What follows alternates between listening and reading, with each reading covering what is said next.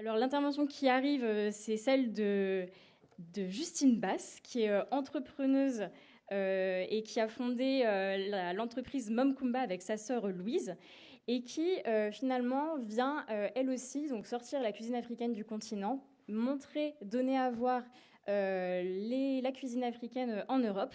Et donc finalement venir recomposer aussi nos paysages alimentaires, notamment en Espagne et puis aussi en France.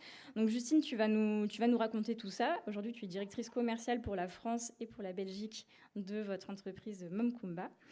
Et tu vas venir nous raconter un petit peu l'histoire de cette entreprise, ce que vous y faites et puis les projets que vous avez pour la suite. Et ben, je t'en prie. Je vous invite à nous rejoindre. Merci beaucoup, Justine.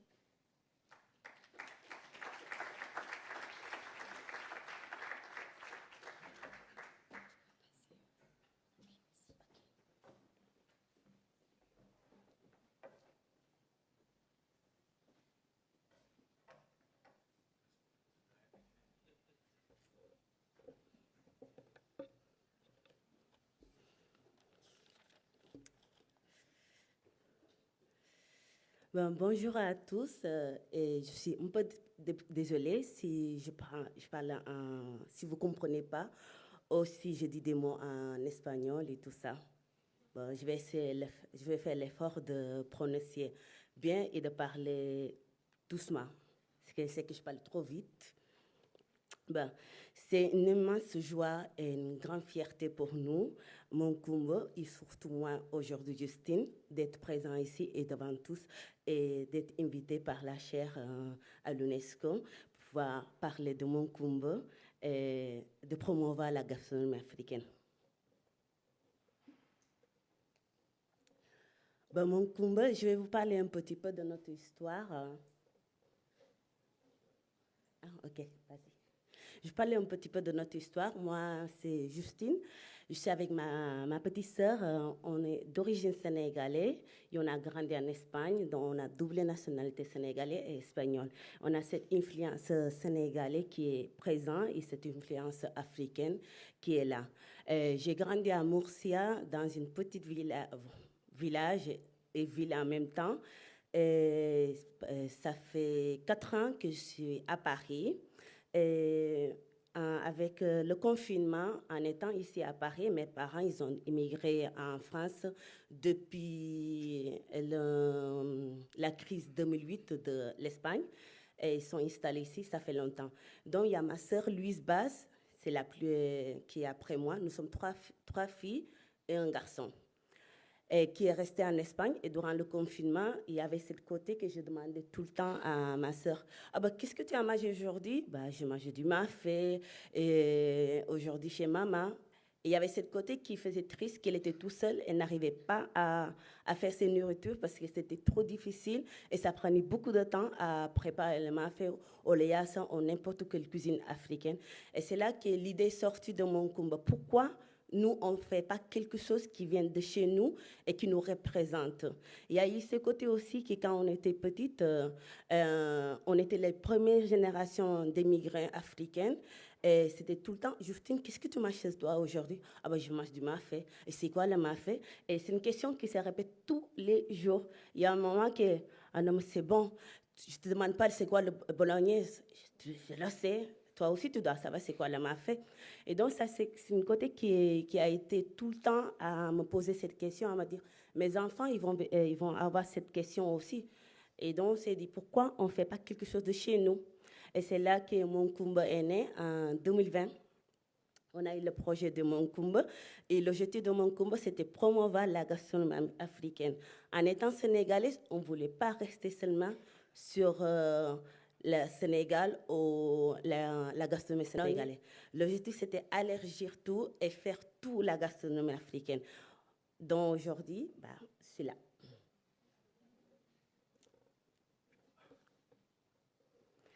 Et la possibilité d'amener la cuisine africaine chez vous, c'est l'idée de partager cette table avec tout le monde. Et aujourd'hui, mon Kumba, ça s'appelle mon Kumba parce que notre maman, elle s'appelle Kumba. Et c'est notre maman qui nous a fait connaître et découvrir la gastronomie africaine. C'est elle qui nous a montré c'est quoi réellement la cuisine et ce qui nous unit dans une table avec cette cuisine. Donc, on a voulu honorer cette côté des mamans africaines à notre maman, à toutes les femmes africaines, parce que réellement, c'est eux qui unissent la famille et c'est eux qui font que nous sommes tous dans cette table. Donc, c'est pour ça que ça s'appelle Kumba. À part de faire les sauces ou de prendre de l'Afrique, on ne voulait pas seulement prendre, on voulait aussi rendre. On ne veut pas seulement nous faire riches ou être des millionnaires, mais on veut retourner quelque chose en Afrique. Et c'est là qu'on a eu l'idée de travailler avec des ONG. Donc, on a l'ONG Bassiri qui est présent au Sénégal. Chaque sauce que vous achetez, vous avez un pourcentage que vous donnez à cette ONG. On a Yamuna qui est à Madagascar, on a Sin Angel Oralan qui est Éthiopie et on a Afrique Est qui est au Sénégal aussi.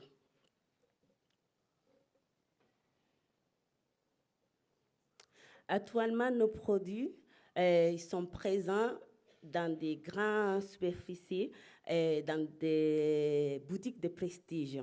Je dis boutiques de prestige parce que nous sommes les premières Africaines à collaborer avec la Grande Épicerie de Paris, qui est une boutique, si tout le monde connaît la Grande Épicerie de Paris, c'est une boutique de prestige. Aujourd'hui, quand j'ai touché la porte de la Grande Épicerie de Paris, j'étais surprise parce que je ne connaissais même pas la boutique, seulement j'avais vu sur Internet. Et donc, je n'avais pas vu l'ampleur de ce que j'avais fait. Et quand je toquais, une semaine après, ils m'ont répondu. « Justine, bonjour, ça va, vous allez bien ?» Ils m'ont expliqué, ils m'ont dit « Il faut que vous veniez à la boutique. » J'ai dit « Ah, moi, je ne sais pas, mais moi, je ne connais pas la boutique. » « Vous venez. » J'ai dit « OK. » Quand j'ai arrivé à la boutique, je me suis dit « Ah, madre mia, ah, c'est chaud. Waouh !» Et là, ils m'ont dit « Non, mais Justine, on veut que vous êtes là parce qu'on aime ce que vous faites. Et je pense que c'est le moment d'introduire du produit africain chez nous. » Et c'est là qu'on a rentré à la Grande Épicerie de Paris. Et aussi, on est à la Galerie de Lafayette. On est à Carrefour, on est à Auchan. C'est un travail qui a été long, mais je suis fière.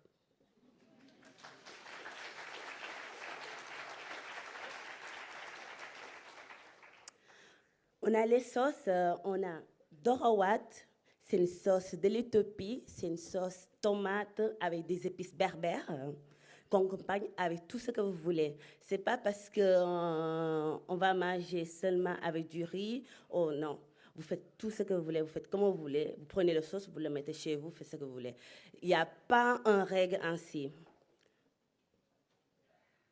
Après, on a le mafé que tout le monde connaît parce que dès que tu dis mafé, ah, madame, moi je connais mafé. Ah, moi j'ai mangé chez mes amis, j'ai dit, ah, ok, c'est parfait. Et donc, on a le mafé du Sénégal aux cacahuètes, une recette de ma mère. Du Sénégal. On a le yassa, c'est des oignons confits, carottes, moutarde, citron. C'est une sauce qui accompagne tout, le poulet, le riz, le poisson. On a une sauce que j'aime beaucoup, c'est une sauce qui monte, qui descend parce qu'il y a ce côté confus des oignons qui est sucré. En même temps, on a ce côté moutarde qui est acide et en même temps qui descend, il monte de nouveau avec le citron. Donc, c'est une sauce que j'aime beaucoup.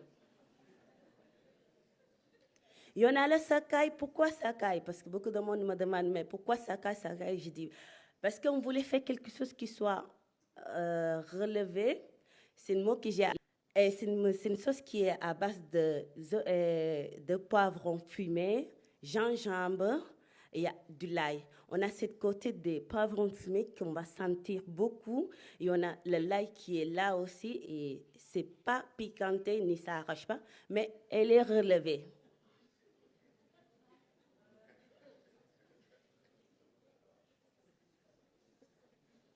On a des nouveaux produits qui sont en train de sortir, qu'on a lancé cette décembre 2025. On a le jus bissap, on ne voulait pas faire le typique jus bissap de tous les jours que tout le monde fait.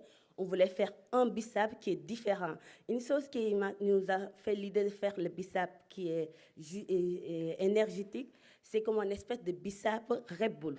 On a voulu faire ça parce que souvent, quand j'étais jeune et je sortais avec mes copines en boîte, parce qu'on va beaucoup en boîte, on fait beaucoup la fête en Espagne. Et quand on partait en boîte, souvent, j'avais beaucoup d'amis qui ne buvaient pas alcool et tout, et ils étaient tout le temps à rester à prendre du Red Bull. Tu étais obligé à prendre Red Bull parce que c'était seulement ça à prendre. Et on s'est dit, mais pourquoi Red Bull? Et pourquoi on ne fait pas quelque chose qui est bissap aussi, qui ressemble Red Bull, mais en même temps qui va avoir les mêmes qualités et meilleur même? Parce que là, c'est sans sucre avec vitamine C. On a le café aussi qui va être de Rwanda, du Kenya, de l'Éthiopie. Ce café, ce sera un café avec des capsules Nespresso. Il y a, on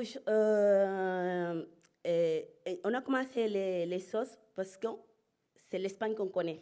C'est pour ça que la production des sauces, ça se fait en Espagne. Ça se fait à La Rioja, le nord de l'Espagne. Parce que c'est ça que je contrôle mieux, parce que c'est là-bas que je connais. Si je vais au Sénégal, j'aime beaucoup le Sénégal, c'est mon pays natal, mais vous allez me mettre à l'aéroport, je vais me perdre. Donc, je ne connais pas le Sénégal. Je vais arriver à Barajas, à Madrid, on va me mettre là-bas, je vais bouger partout. Parce que je connais, je contrôle, c'est ma zone. Et donc, c'est pour ça qu'on a décidé de faire les sauces en Espagne. Et le marché en Espagne, ça a été compliqué, parce que c'est ça que je dis à tout le monde, c'est qu'en Espagne, on mange trop bien. Comment on mange tellement bien, que ce soit chez toi, au restaurant, n'importe où, tu vas manger bien.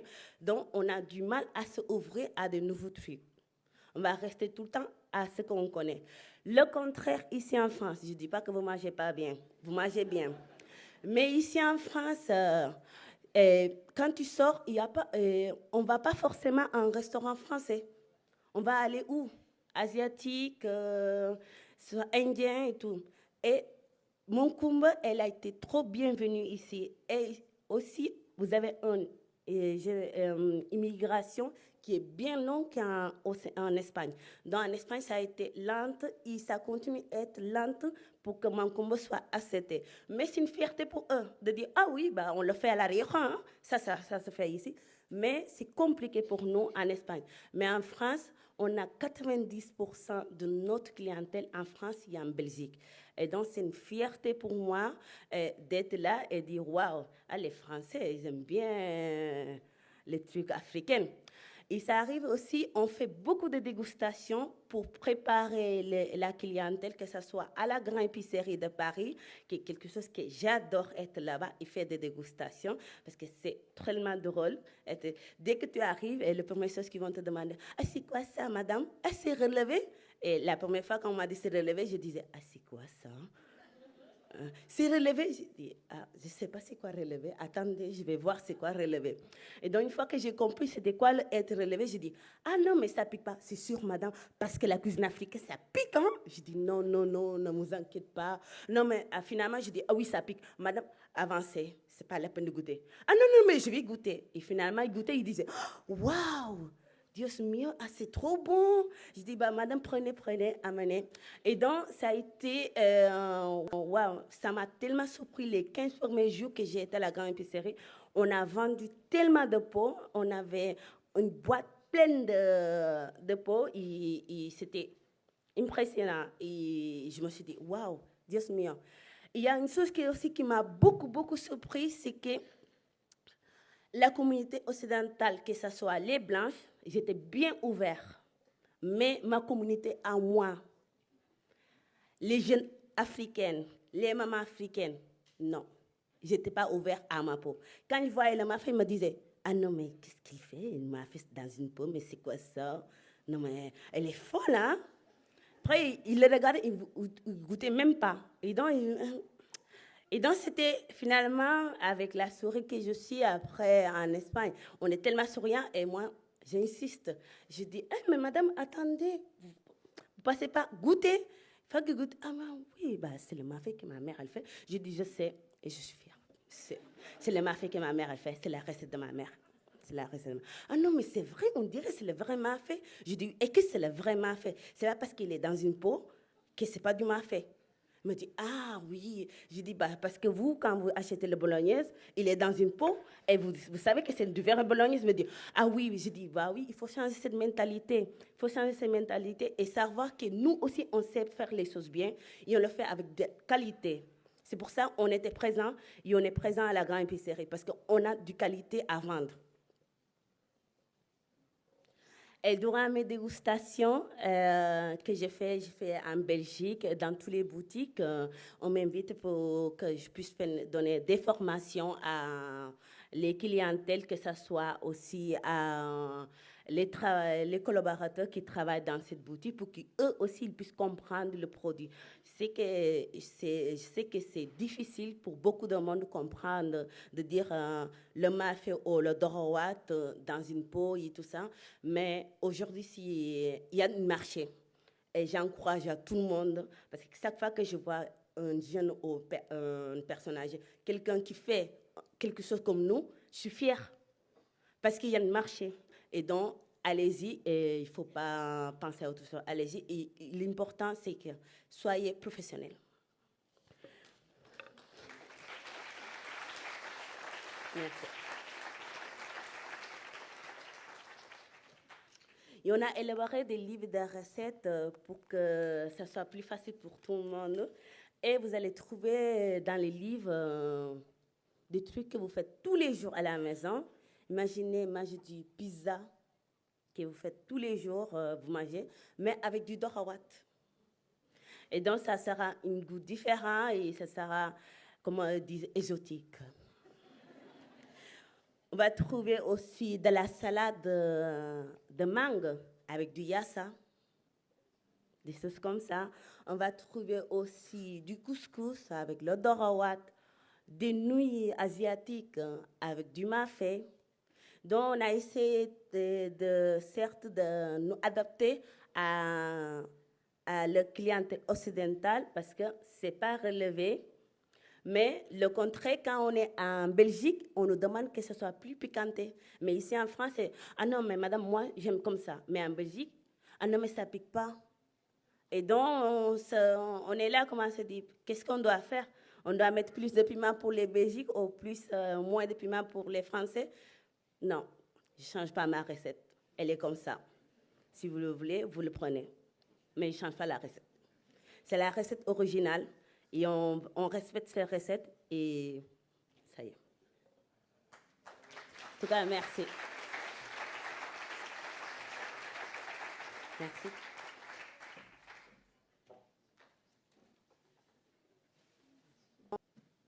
Oui.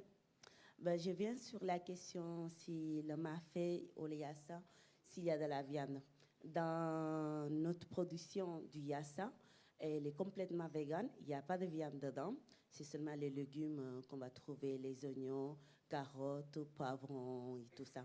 Et le mafé, on va trouver tous les ingrédients du mafé traditionnel, même le netetou.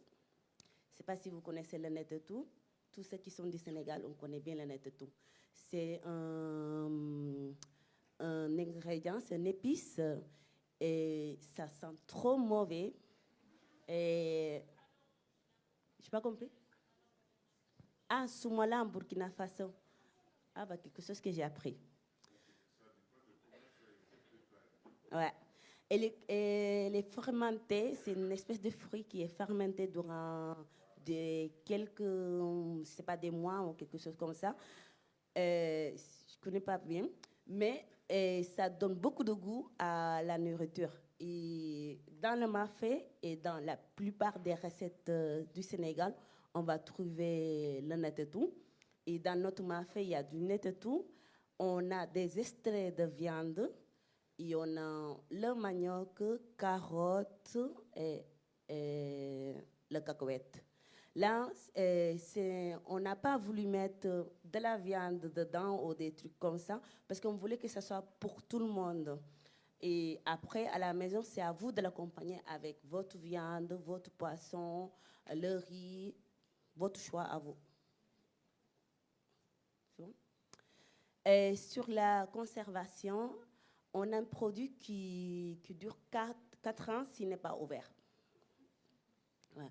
Si elle est ouverte, on a un produit qui fait 1 semaine dans le frigo, le mafé, Dorawat et Yassa. Le sakai, ça dure plus parce qu'il y a ce côté de l'ail qui est dedans qui fait que ça dure plus. Mais le reste des sauces, 1 semaine, ça part. Mais c'est que quand c'est ouvert, on ne va pas le laisser 1 semaine parce que c'est tellement bon qu'on le finit le même jour. Les stratégies et financiation qu'on a eues. Les stratégies que je dis à tout le monde et qu'on s'est trouvé, c'est que on nous catalogue qu'en étant femme noire ou africaine, on ne sait pas faire les choses professionnellement. Quand on va faire dans notre cuisine. Parce que quand je vais parler, j'ai des sauces, la première chose que tout le monde va me dire, ah oui, tu le fais chez toi? Non, je ne le fais pas chez moi. Je sais faire les choses professionnellement aussi. Et je sais faire les choses dans une labo. Et quand j'explique que mes sauces, elles ont fait dans une labo, qui a une expérience de 40 ans dans le métier, qui fait des sauces et des produits pour des grandes marques comme Carrefour, Lidl, et quand j'explique ça, les gens me regardent comme en disant, non mais elle se prend qui, elle dit, non mais c'est vrai. Et on a les certificats les plus élevés de l'Europe. Donc, je pense que les stratégies qu'il faut faire, c'est ça, qu'il faut faire les choses professionnellement. Et montrer que vous êtes professionnel et sérieux. Parce qu'on a cette côté que les Africains, on n'est pas sérieux. Et la plupart des fois, c'est vrai, on n'est pas trop sérieux. On ne respecte pas les délais. Et dans cette côté de mon combat qui a fait que, je pense qui a fait que depuis 2020, et on est là, les gens continuent à nous suivre et les gens continuent à nous appeler, c'est qu'on respecte les délais. Si on dit que ça va livrer le 1er, ce sera livré le 1er, ou le 29, vous l'avez déjà le produit chez vous. Et on va respecter les délais et on va être derrière cette client. Je suis là. Dès que le client va me dire, Justine, viens pour faire une dégustation, viens nous expliquer, je vais être là pour expliquer et je vais être là, je vais suivre le produit jusqu'à la fin. Il y a ce côté de financiation. On ne va pas vous cacher, c'est trop difficile. Une femme noire rentrer dans une banque et on leur donne une crédit. Trop difficile. Et surtout, c'est un projet qui va de l'Afrique, complètement. Dès que je vais dire dans une banque, oui, bah, c'est des sauces africaines, hein, ça va pas? Oui, c'est des sauces africaines. Mais c'est qui connaît ça? Donc, je dois prendre beaucoup de temps à expliquer, à retourner. Ils vont me dire non. Tout le temps, il y aura beaucoup de non. Mais durant tout le chemin, on a eu beaucoup de chance, que ce soit pour tout le design. On a un grand designer qui est en Espagne, connu, qui travaille avec des grosses marques, qu'aujourd'hui, je sais que si je travaille avec lui, je ne pourrais pas le payer. Je n'ai pas l'argent pour le payer. Mais dès qu'on a expliqué le projet, ils ont voulu nous accompagner. Ce soit le design, ce soit autre truc. Beaucoup de monde, dès qu'on explique le projet, il dit, ah mais c'est joli votre projet, ah j'aime bien, je veux participer dans ce projet. Et c'est ça qui a fait que mon combat, elle est là aujourd'hui. Parce que les gens aiment le projet et veulent participer.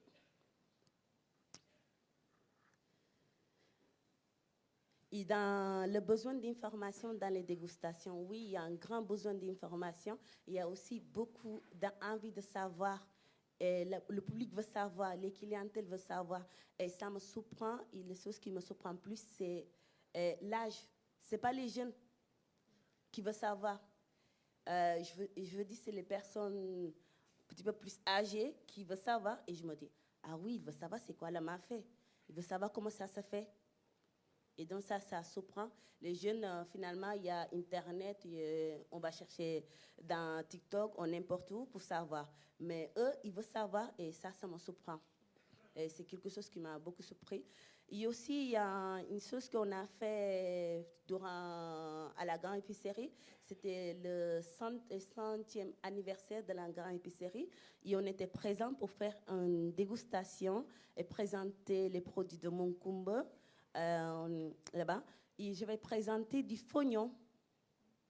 Ça a été le produit que tout le monde demandait, mais c'est quoi ça? Et j'expliquais un petit peu, le fonio, c'est des céréales qui n'ont pas gluten et tout, et on l'accompagnait avec le mafé, il y a ça, on avait fait des dégustations, et beaucoup voulaient l'acheter, mais je ne vendais pas le fonio. Le fonio, ça venait d'une de mes distributeurs qui le vendait. Moi seulement, je voulais présenter pour faire connaître le fonio, et tous, ils étaient dessus parce que je ne le vendais pas. Mais il y avait cette envie de connaître et de savoir plus de produits africains, et il y a cette envie. Et quoi? C'est bon? Merci. Bon, merci beaucoup à toutes les trois.